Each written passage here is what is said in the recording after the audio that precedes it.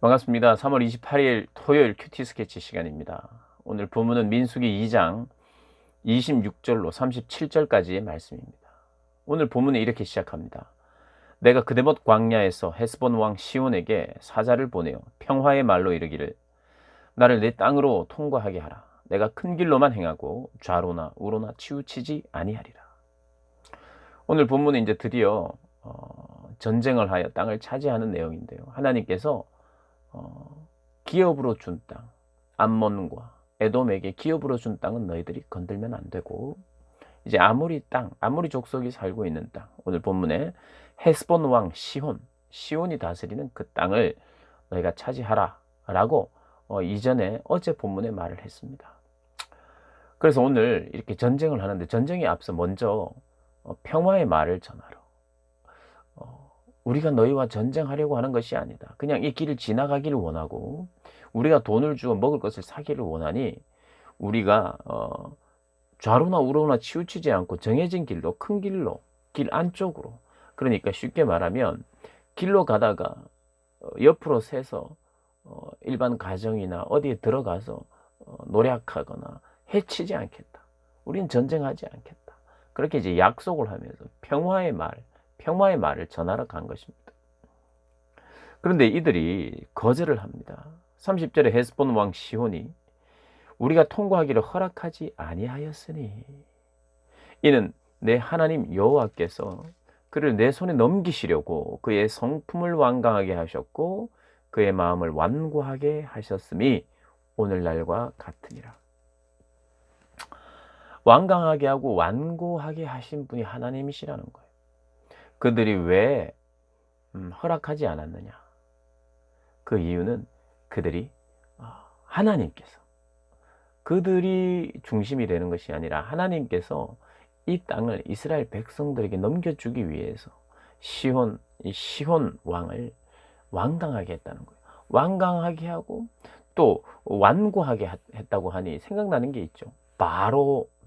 애굽의 바로를 완악하게 해서 이 10가지 재앙이 진행되는 동안 보내주겠다 그랬다가 또 안 보내주고, 또 보내주겠다가 했다가 더 마음이 막 분하고 억울해가지고 또 안 보내주고, 막 이런 것들을 반복하는 거예요. 완악하게 했다.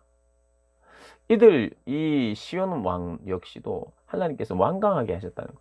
그런데 우리가 기억해야 되는 것은 참 선하고 아름다운 마음으로 살고 있는데 거기에 나쁜 마음을 하나님께서 주셨다, 이렇게 해석하면 안 돼요. 그러면 하나님이 선한 분이 아니죠.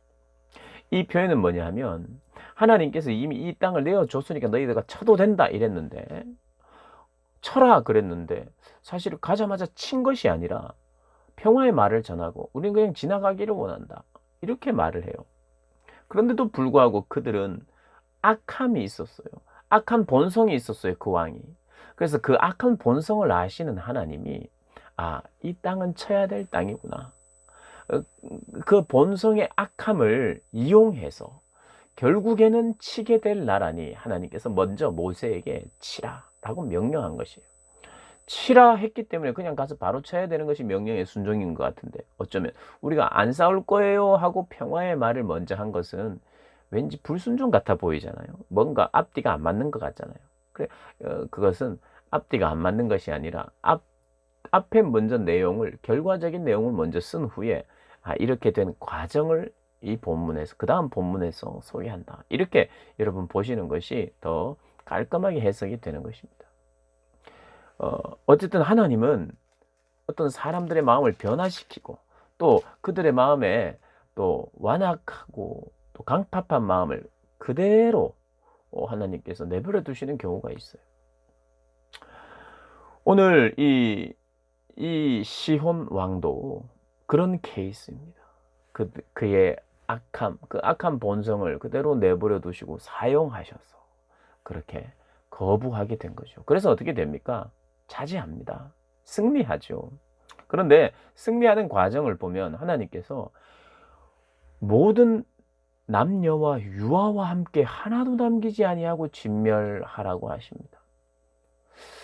신학적인 용어로는 헤렘 전쟁이라고 하는데, 헤렘은 진멸이라는 뜻이에요. 헤렘, 진멸입니다. 진멸. 어떻게 보면 모든 사람은 죽이는 거예요. 사람은 남겨서는 안 된다. 사람을 남겨서는 안 된다. 여리고성 같은 경우에는 사람뿐만 아니라 물건도 가지면 안 되는 거예요. 여리고성은 이제 요단강을 건너서 이제 여호수아로부터 시작되는 첫 번째 전쟁인데, 이것은 첫 열매와 같아서 모든 것을 죽이고 태우고 없애야 되는 거예요. 거기서 뭐 금은을 찾는다든지 하면 안 되는데 아간이 그렇게 숨겼죠. 그래서 그게 큰 죄악이 되었습니다. 진멸하는 거예요. 모든 것을 다 태워버리는. 근데 이제 오늘 보면은 뭐 가축이라든지 좀 탈취할 만한 이 전리품 같은 것은 취하도록 했고, 사람은 남기지 말합니다. 사람. 왜 사람을 남기지 않느냐 하면, 이 사람은 인격적인 존재에게 영향을 주고 섞여 살 때에 안 좋은 영향을 받을 수 있는 거예요. 그래서 하나님께서 사람에 대해서는 심지어는 유아까지도 그들이 자라서 안 좋은 영향, 그들의 어떤 신이나 잘못된 문화를 전파할까 봐, 그래서 하나님은 사람은 남기지 말라고 했습니다. 이것은 굉장히 잔인해 보이지만 이것은 도덕적인 어떤 것이 아니라 신앙적인 하나님의 선택입니다. 그 모든 악한 것들에 대한 단절을 말하는 것입니다. 그래서 도덕적인 차원이 아니라는 걸 여러분 기억하시면서, 왜 이렇게 잔인하셨을까? 임산부도 죽였지 않겠어요? 어린 아이도, 갓난 아이까지도 다 죽여야 하는, 어떻게 생각하면 그 죄의 참혹함을 우리가 본문을 통해서도 느껴볼 수 있는 것입니다.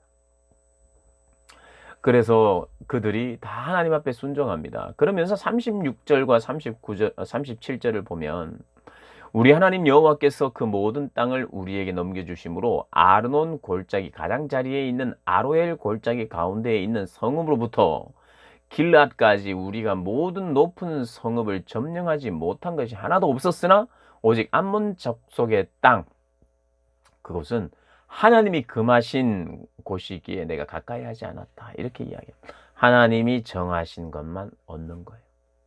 사람은 본성상 더 가지기를 원합니다.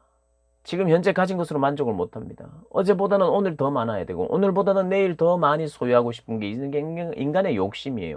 근데 그 욕심을 채우기 시작하면 제동장치가 없으면 사람은 타락하게 되어 있습니다. 또 하나님을 떠나게 되어 있어요. 공동체를 망가뜨립니다.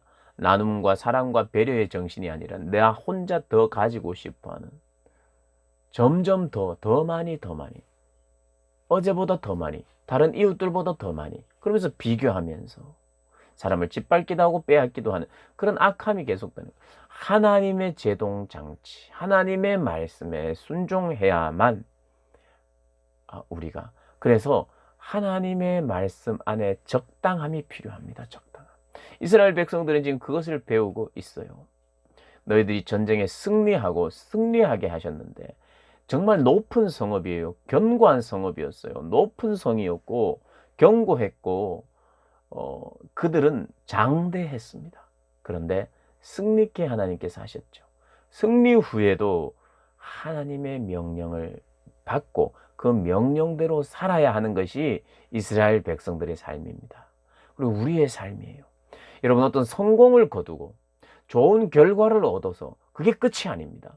그 결과로 내가 어떻게 하나님께 영광을 돌리고, 어떻게 내가 계속해서 순종하고 제어하고,